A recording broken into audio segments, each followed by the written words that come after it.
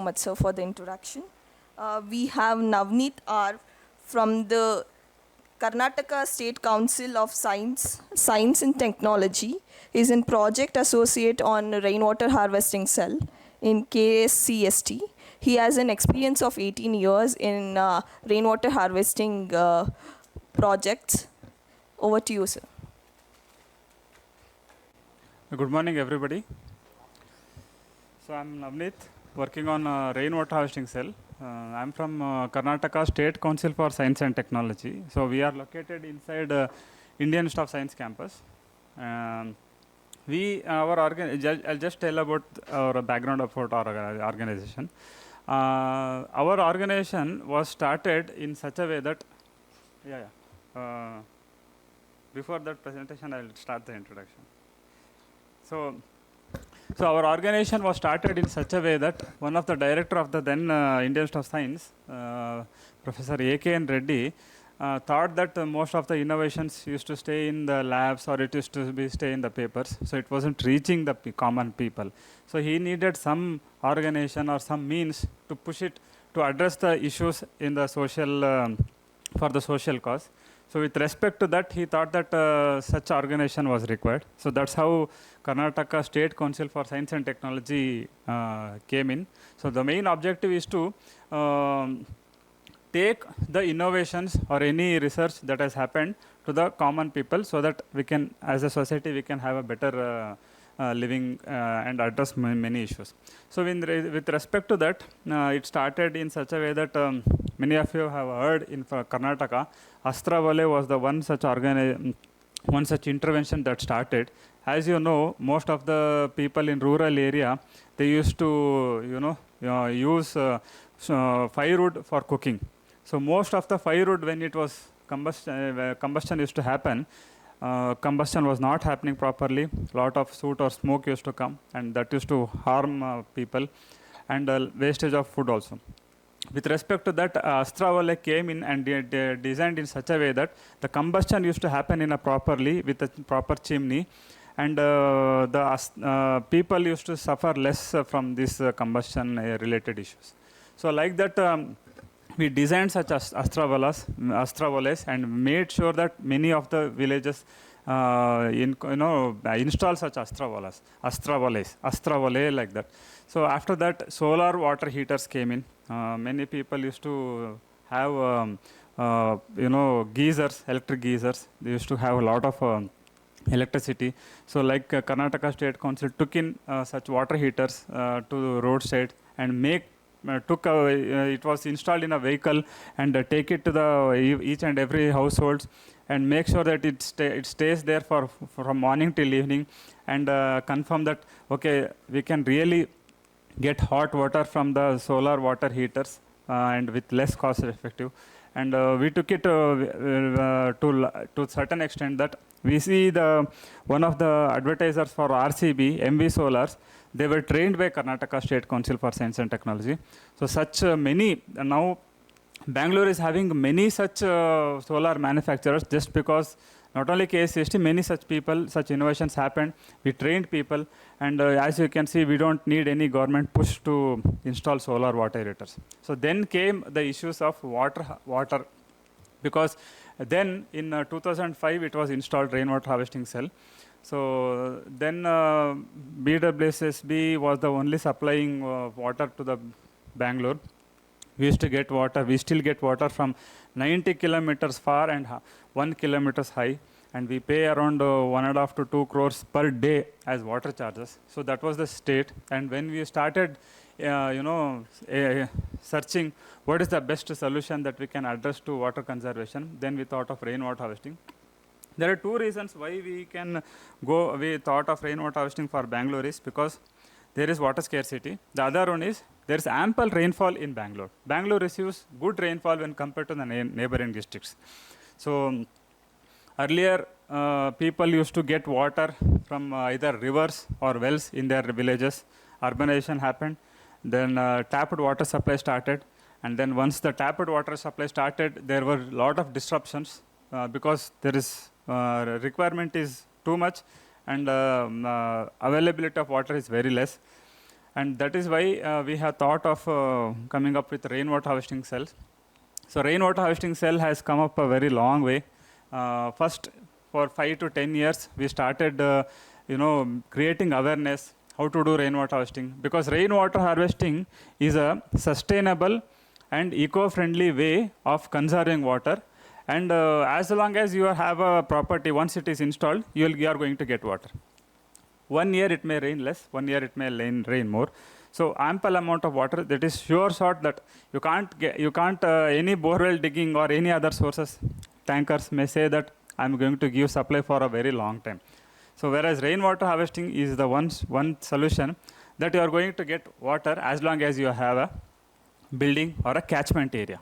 So with respect to that, we started rainwater harvesting, and we have a very good success rate. And from 2005 to 2009, we started awareness, and then we tie up with BWSSB, Bangalore Water Supply and Sewerage Board. From 2009 and till 2012, lot of activities happened in KSCST and BWSSB, and one such effort. The solution was, the result was the establishment of theme park. So we needed some place to bring in all the people to come here, say this is the place where you can see rainwater harvesting happen, we can see collect water harvesting, and we can see various interventions spread around this park.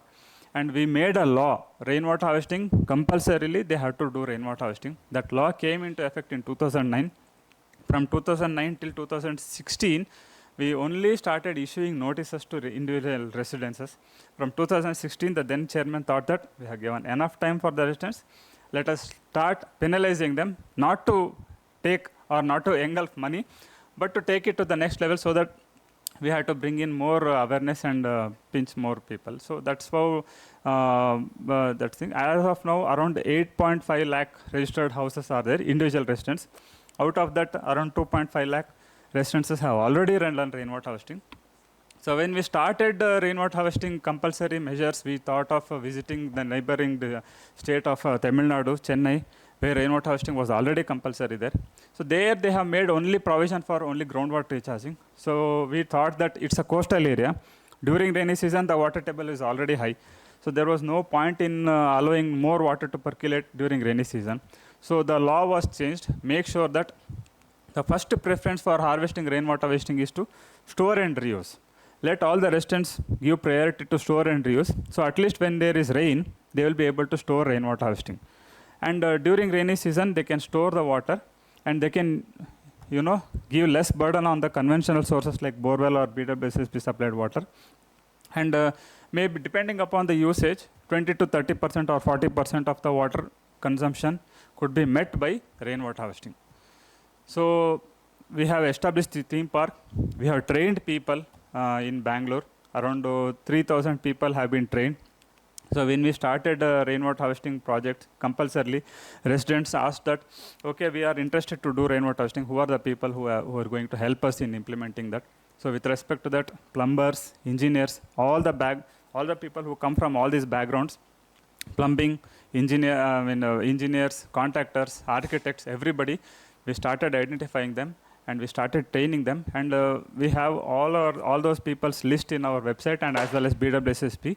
So any residents who can take their help, they can call them, they can get to their house and they can get the implementation done from them.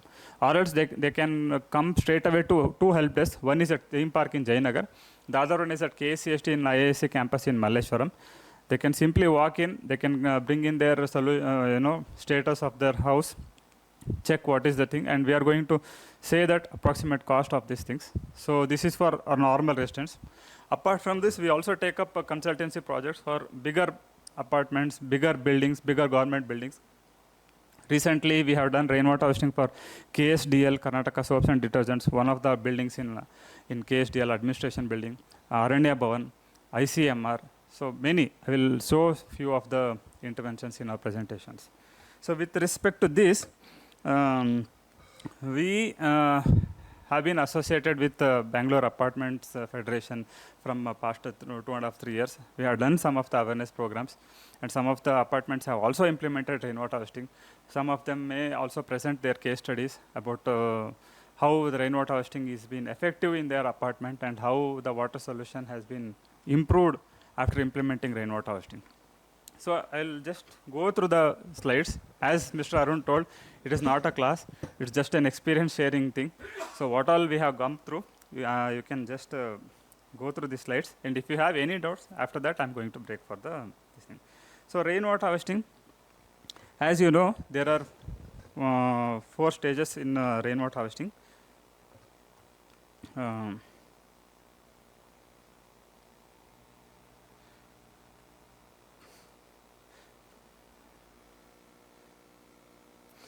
So collection, channelization, filtration, and storage and recharge.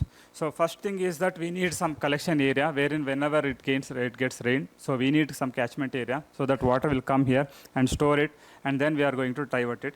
So channelization is we need pipes to divert it to a single lane, and after that filtration system. So filtration system is not made mandatory in rainwater harvesting because we know we don't need filtered water for all the other purposes, especially for drinking and cooking purposes we need filtration system.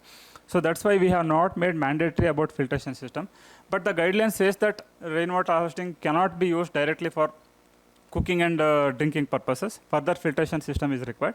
Whereas apart from cooking and drinking purpose, you can use it for any other purposes. So last will come as storage and recharge. So after harvesting water, collecting water, either you can store it in a tank, reuse it for so many number of days, or else you can have a groundwater recharge pit. Why we need groundwater recharge? Because the water table has gone down. We have been, digging bore wells, drawing up water from the groundwater from a very long time, but not much amount of water is being percolated into our ground. Many of you have seen few days ago, whenever it has rained, our underpasses get flooded, our drainages get filled, because that's the main reason is because we don't have ample space for the water to percolate. So whole city is completely built up. Even our walk paths have been plastered out, roads, everything is there. So there isn't enough space for the water to percolate. That's why we need some accelerated groundwater recharge infiltration wells. I will show you. So these are all some of the interventions. So inclined roof. You can have an inclined roof like this. Because of the inclination, we can collect the water, and you can have gutters. With that, you can channelize the water and you can store it. Or else you can have a RCC roof like this.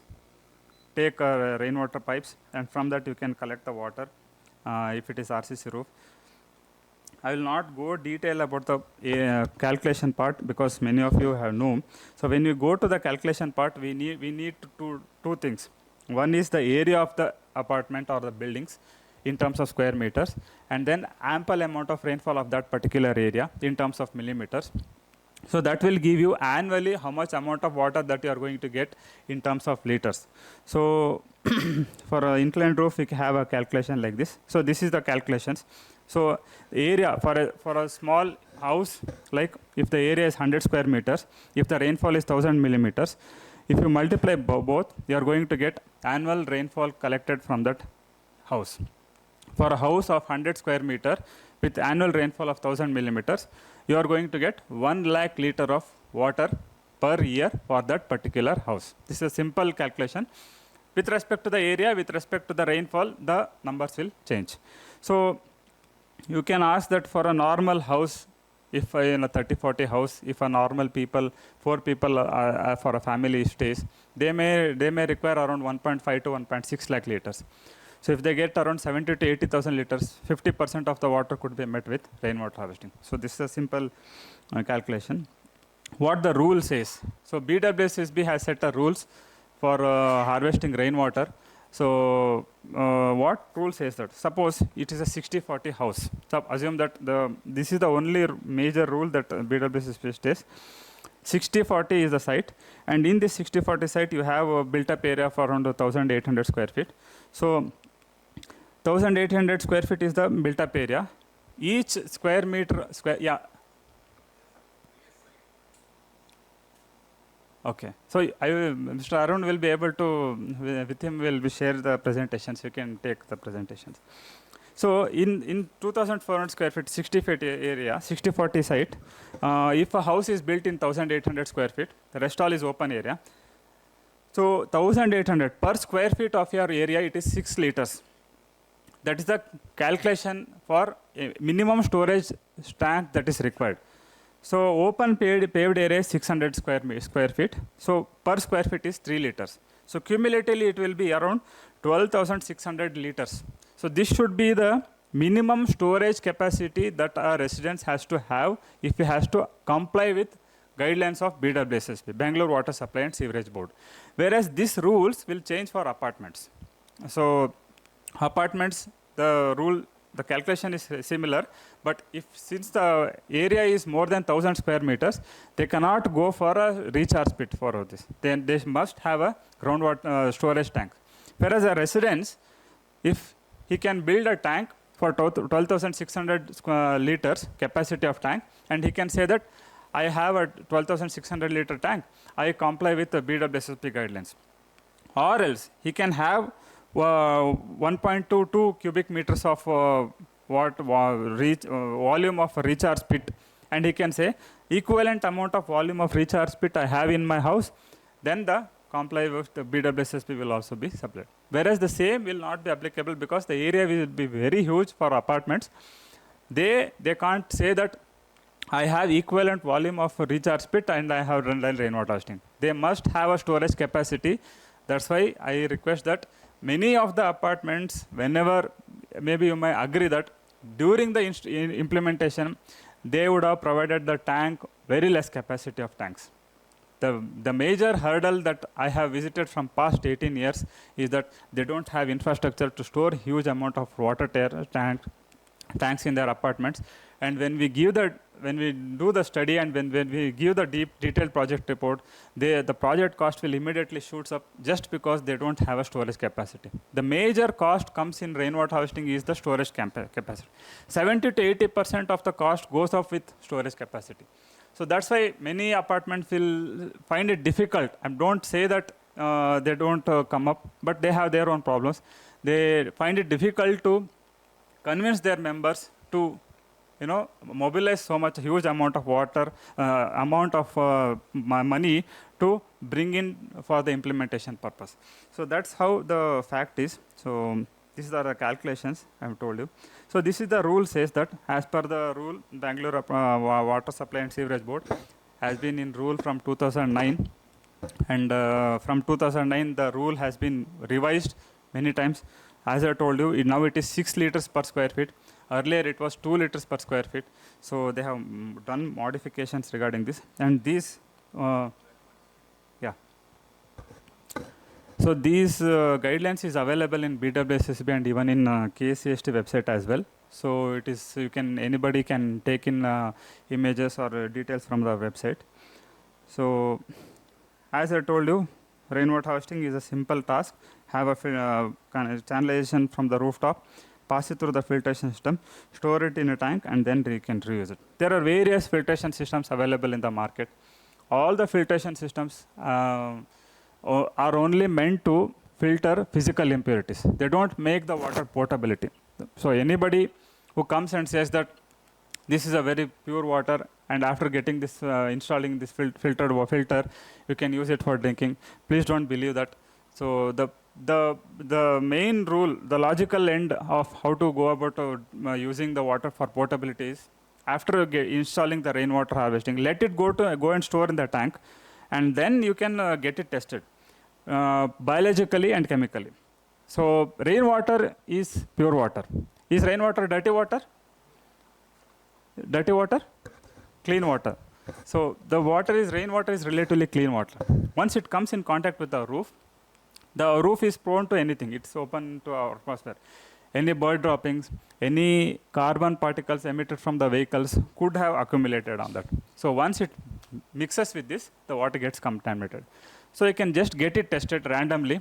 Any labs, private labs will do.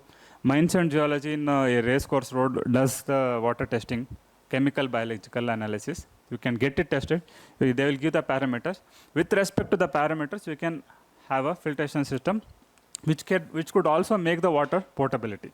So that's why guidelines states that you are not supposed to use this water for potable purpose, because many of you, we even in our villages, we are going to use the water from the open well that itself. But here we are very much cautious. We pass the drinking water supply from the BWSSB through RO water, and many of you, our households, would agree that some of you even wash the hands with that before they could go for the dinner. So that's the mindset, and that's the filtration system that has been come. RO is a worst thing that could have happened for us. 10-15 years ago, we have sustained without RO. Now, as soon as the house is installed, we first think of RO systems, and a lot of water gets discharged. I use a bucket, store it, and use it for flushing. So that's how many people can do that. So as I told you, don't go with the filtration system available in the market and say that they are going to make it for potable purposes. That is not true. So you can have a simple sand bed filters, 3 layers, so pure sand and small aggregates and bigger aggregates. Pass in through all these 3 layers. Silt and dust particles will segregate here, and beneath that, between each and every layers, you can make a mesh of this, and pure water will come up. And once in a year or twice in a year, you have to remove everything. You have to wash it, and again you have to place it. You don't have to replace it again and again. You don't need to replace it again and again. Same quantity of water. And for a 30-40 house, 1 meter by 1 meter by 1 meter, 1 cubic meter of volume of this is sufficient. I'm telling you the ratio for a 30-40 house. What should be the volume of this filtration system? This is one filtration system that is been developed by KSCST. Mr. 𝗕𝘃𝗵, who was at KSCST, along with us, he has developed. So this is for apartment purpose. So initially, I'll just go through that. Initially, when it rains, whenever rainwater happens, all the rainwater and some of the silt that would have been already segregated on the roof, it will come and settle here. And after that, it will pass through the filtration system. And here, the filtration, all the debris will settle here. And then it will pass through the filtration system. Here we have a filtration system like this. When we go for the demo, I will explain there. Here the filtered water will come, and that filtered water will be delivered to the tank. Our Mr. Sanjay's apartment has this filtration system. So they have been using from 3-4 years. So this is one such filtration system that we have installed in the BMS college in Bull Temple Road. These are all the structural details about those filtration systems. And storage structures, as I told you, the key component for rainwater harvesting is that storage structures. So you can have a storage tank either at a roof, overhead tanks, or at underground tank, or at ground surface. So if there are multiple layers of buildings, you can have a overhead tanks on the above. As rainwater flows through gravity, you don't need any pump for it to flow. Whenever you have a roof, the water from the roof will come, pass through the filter, channelization, and get stored it, and you can use it for various other purposes. So this is surface tank that can be used if you have lot of space around the building. So all such interventions are available in this rainwater harvesting theme park. So we have put in the menu for you to choose which is convenient for you, whichever that feels good or that fits good, or which is more economic. You can choose any of the things. So all the 28 interventions that is available, you can't put it in your single locations. But we have tried to see to it that which all are economically and feasibly, such interventions have been installed here for demonstration purposes, and you can use it. This is underground sump, as many of the, because each and every square feet of area is very precious. People would have already built every house of their house. So where to have a new tank? They can provide some provisions to make a tank beneath the parking space, beneath the garden. Those who don't have space, they can somehow try to make space for having a storage tank. What you are not supposed to do. Many people ask that, can rainwater be stored for a long time and use it without getting spoiled? Not only rainwater, any water. Even the water supplied from BWSSB. You can't keep it in an open space and say that it can be used for a long space. Any organization that has to germinate or that has to, get taken to life, you need two things. One is light and air. Most of the tanks that would have been made provision, but still I'm telling that you can't make it airtight, but you can make it light proof. Any storage tank that you are going to make sure that you make it light proof so that it will arrest the growth of the organizations so that you can use that water for a very long time. So this rainwater harvesting happens in such a way that whenever it rains, you are going to use. Suppose if your house receives around 15 to 20 millimeters or 30 millimeters of rainfall, you are going to get around 500 liters of water for that day. But that water you are going to use it on that single day. Next day it is again going to rain. So like that, the water is kept on circulation. It is not that initially and July, August you are going to get the rain and the same water you are going to use it for till December or January. That is not the thing. Since it will be in circulation, and if you take such precautions, I am sure that the water will contamination will happen very less, and you can utilize that water for a relatively longer time. So these are all some of the precautions that anybody can take.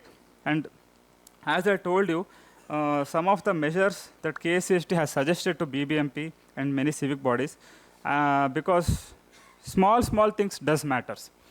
As you have noticed that many of the footpaths, they have completely plastered it out. Many of the trees, such a wonderful trees, they collect water, and with those loops and that thing, channelization, comes straight away through the bark and it gets recharged into the groundwater.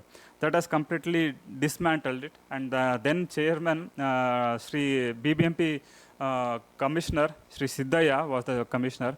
We from KSCST had taught a case study and presented him and told him.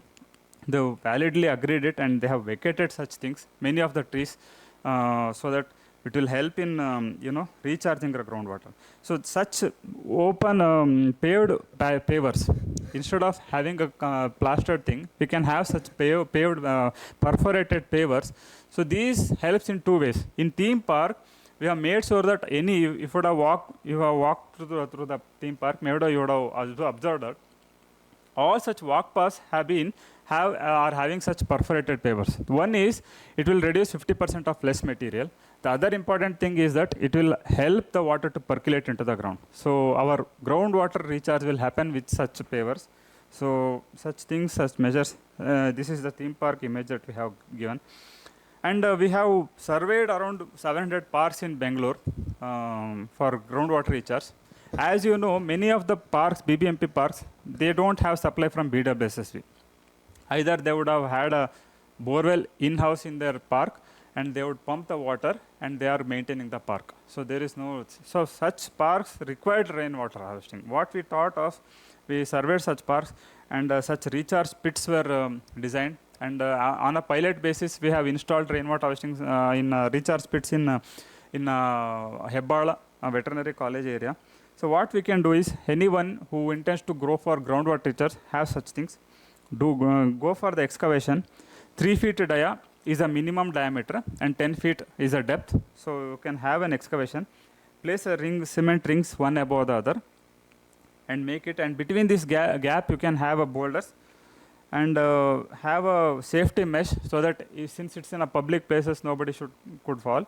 And another ring and boulders, and then place it with a perforated slab. So this is the simplest method wherein it will help the groundwater table to increase. Either you can, with the help of a roof, you can directly let it, or the surface water, any waters that will flow in the surface can also be diverted to this groundwater recharge methods. So the commitment has to be there if you have to go for rainwater harvesting. So initially when we started rainwater harvesting program and started communicating people and convincing people, it was very difficult for us. People told that it will take around thousands of rupees. If you give around 200 back then, 10 years back, 12 years back, 200, 300, 500 rupees, a tanker guy will come and get the water during summer season. For that, why we have to install it? Then we told that, okay, tanker will guy, but the tanker will keep on running till you have a property. Whereas if you have a rainwater harvesting system, you don't need that. The roof is sufficient. So such interventions, we find it very easy to convince, because in such places, one of the places in 𝗕𝗃𝗃 area, where the groundwater table had lot of fluoride contents. They didn't had any rivers or any freshwater supply that was surrounding to their areas. So when we started convincing and we started implementing this simple method, as you can see, the figure will explain. So inclined roof, channelization, and small first flush. First flush is the simplest method. Initially, when it rains, whenever it rains, what will happen? Water from the roof will come here, and it will pass through that, and there is a simple valve. Any silt and dust particles which will come, initially when you are at home, you can open it, and all the silt and dust particles will get flushed it out. After that, when you close it, the water, some of the water will stay here. 70% of the debris would have already gone. And from here is filtration system. As I told you, a simple sandbed filter. From this, a filtered, after the filtration system, beneath this is a tank. A simplest form of rainwater harvesting in anybody's house. And they were surprised to see the quality of water, and their dal was boiling much better when compared to the borewell waters, because it does hardly contains any minerals. And they started using this water only for drinking and cooking purposes. So intent has to be there. So that's why I'm showing this. So if they have, they realize that they are going to get a pure water and sustainable water at their doorstep, you will be finding very difficult and easy for them to get convinced. As another house, inclined roof, water from the roof and filtration system, and then a tank. They don't need any electricity. As long as their house is intact, they are going to get water whenever it rains at their doorstep. And since it's a surface tank, they don't need any pump or any electricity. And such interventions were much more successful in schools. You might have seen many schools, many NGOs or many CSR funds building toilets, building bigger buildings for them, but lack of water. Many schools lack water, pure water at their house. Bisi uta, everything is supplied, but there is no water. I have seen many schools, even surrounding Bangalore, Indian Oil Corporation or many, I don't want to name, they have every infrastructures, but there is no water. Any few schools, the water was supplied from 3 to 4 kilometers far away from the schools. So we thought of implementing such interventions in schools, which was first very much successful initially. And you can see the quality of roof. There is a lot of tree. Any government schools you can, this is, of course, when we visited, after visiting, they would have done.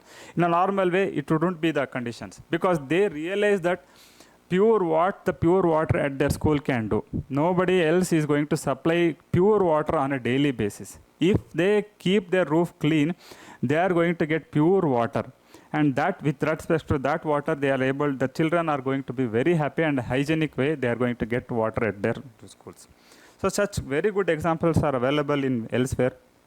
And some of the cross sections of where and all we have done rainwater harvesting from past 15 years, 17 years. Many of the even government buildings, private buildings, they have all installed rainwater harvesting. Still, we have a long journey. And this is one such interventions in 𝗕𝗃𝗃𝗵 in University of Agriculture Science in Bangalore, or 𝗕𝗏𝗄𝗏. Most of you don't have noticed that rainwater harvesting is still in place in 𝗕𝗏𝗄𝗏. So 𝗕𝗏𝗄𝗏 has 2 courtyards.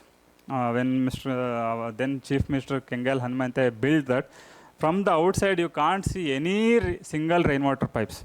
So there's a courtyard. Beneath that courtyard, all the rainwater pipes have been interconnected. Earlier, these were the conditions of the pipes. After interconnection, we have bought all the interconnected rainwater pipes. There's a vent. There's a vent that takes the water from inside the courtyard to the outside. We have bought it through the huge hume pipe, and have a filtration system. And beneath this garden, we have around 3.5 to 4 lakh liters underground sump. With respect to that sump, collects water from this 𝗕𝗏𝗄𝗏. 50% we could make, and another 50% we couldn't convince them, and it has been pending. So one of the landmark buildings, our corporation office, our head office, corporation head office, earlier there used to be a swimming pool.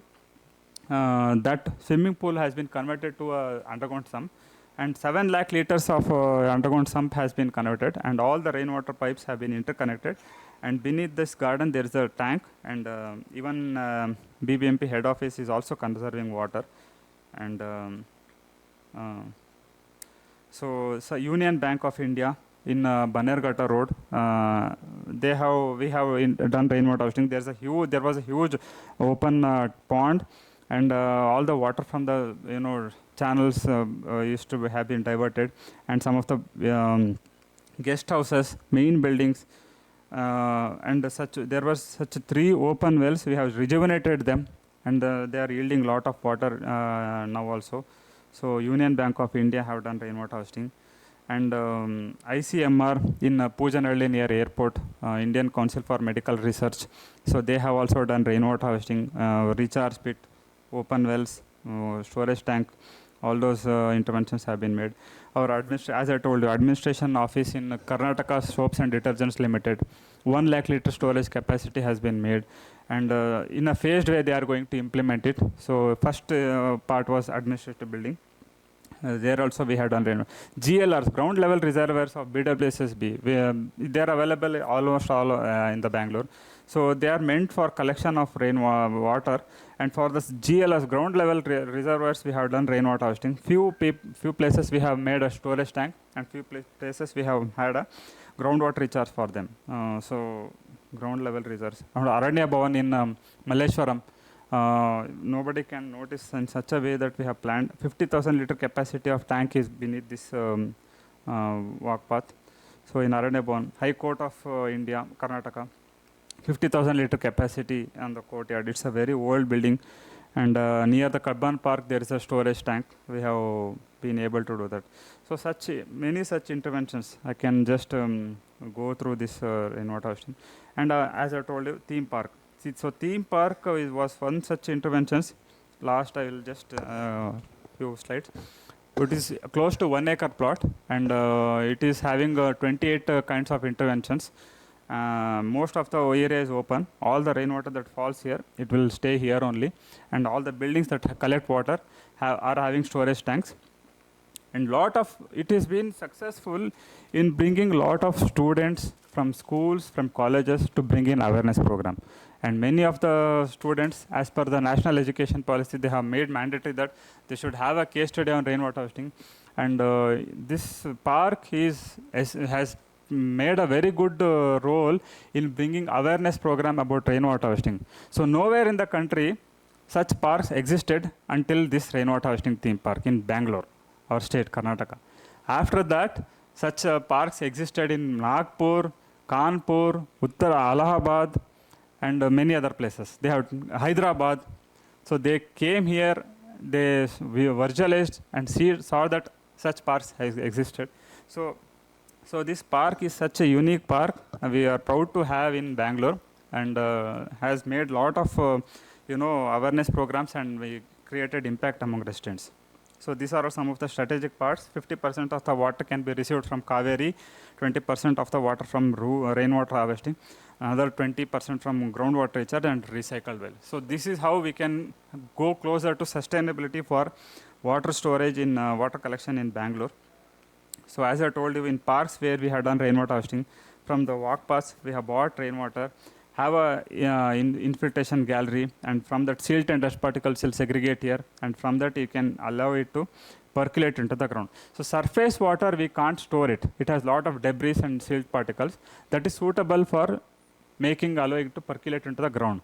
Whereas rooftop rainwater harvesting is relatively clean water. That water you can allow it to channelize it and store it in a tank. So like that, we have also developed an app with the help of UNESCO. They have some funded us. So anybody who can stay far away, they can take the help of this app, and we have made all the details like rainfall data. If anybody can enter few details like what is the area, how many number of people stay there, and which location they are. With respect to that location, it will take the rainfall of that particular area. Simply calculates and just gives you, this could be the approximate amount of water that is available for your house, and for how many number of days you can sustain with the help of this inputs, and you can take such solutions. RWH advisor. So I stay in Malleshwaram. I also come here very often, and we have a help desk in Jayanagar theme park and Malleshwaram. Anybody who wants to get rainwater harvesting solutions, they can simply walk into any of our help desks. We are here, and with Bangalore Apartments Federation, such people we require, because as a small 2 or 3 engineers at here and two or three engineers at BWSSB, we will not be able to, awareness and build awareness and take it to the residents people. So with the help of Bangalore Apartments Federation, we can take it to each and every parts of Bangalore. Thank you. Any questions? I'm open. Yeah.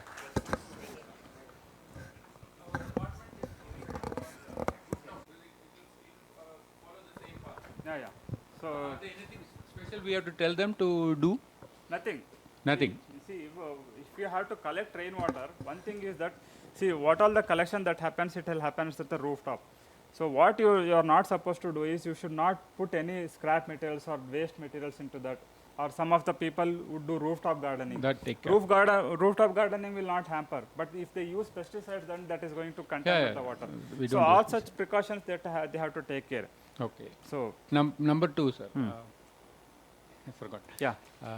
Number 2, we have a rainwater pit. Okay. But what I don't know is, it was built by the builder. 8 years it is there. But is it really working? How to know it is efficiently working, or we have to do some maintenance to it? You have to dig it and open it and see to it that there is a lot of silt that is happening. First thing is, if that recharge pit is getting water or not, you have to see, because there is a lot of drains that will lead to that. So you have to see to it that from which catchment area it is collected. So can we do on our own with our own resources, or requires any? You can do initial studies. You can with the help of your own staff, or if you are with your own people. Whenever during rainy season, you can see how the water is going to flow, and if there is any obstacles, if it is diverting, if there is any fractures in your drainage network, you have to rectify that. Make sure that all the water brings up with that point, and after that, whether the recharge pit is sufficient enough to take amount of water or not, that you have to take care. This looks a bit technical, beyond our abilities. So is there anybody who does such things? Sorry. So there are 2 practitioners who actually are going to come and present. I'll ask them. Let's keep that after that. Understood. Yeah. So third, only one observation I have to do on the capacity of, I am learning soil biology. To some extent I've learnt. So the major cause, what I see in Bangalore, is the soil is so compacted. The soil is completely without biology. Yeah. The soil has organic matter, not even 2%, my estimate everywhere. And that is the reason water surface puddling is happening.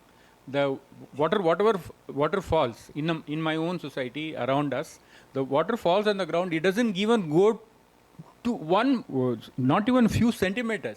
Correct. It stays there for 4 or 5 days. It stays there, and then it evaporates, because the rain stops. It evaporates. So the basic problem in percolation issue, the percolation is a larger issue. Is my own observation, and based on what I have, the academic background I have, that soil is lacking biology. Soil is lacking organic matter, and because of that biology, so it is not creating the pathways for water to go and percolate and go inside. That's just why I want to. One thing I'll last one that I will attend and then see I don't think so. The biology will help you, but there is a soil strata and the layers in the soil with respect to the each and every layers. So there is clay layer, there is rocky layer. So with respect to these layers, the water doesn't percolate. Many of the places, as you told, whenever it rains, it stays for a very long time, but it doesn't percolate. So that's where we need to assess at what level, at what different levels layers of the soil is there. And if there is a clay layer, we have to puncture it and go beyond that, and beyond that we have to allow it to percolate into that. So if there is a rocky layer, there is no scope for groundwater recharge. So I had one question. So They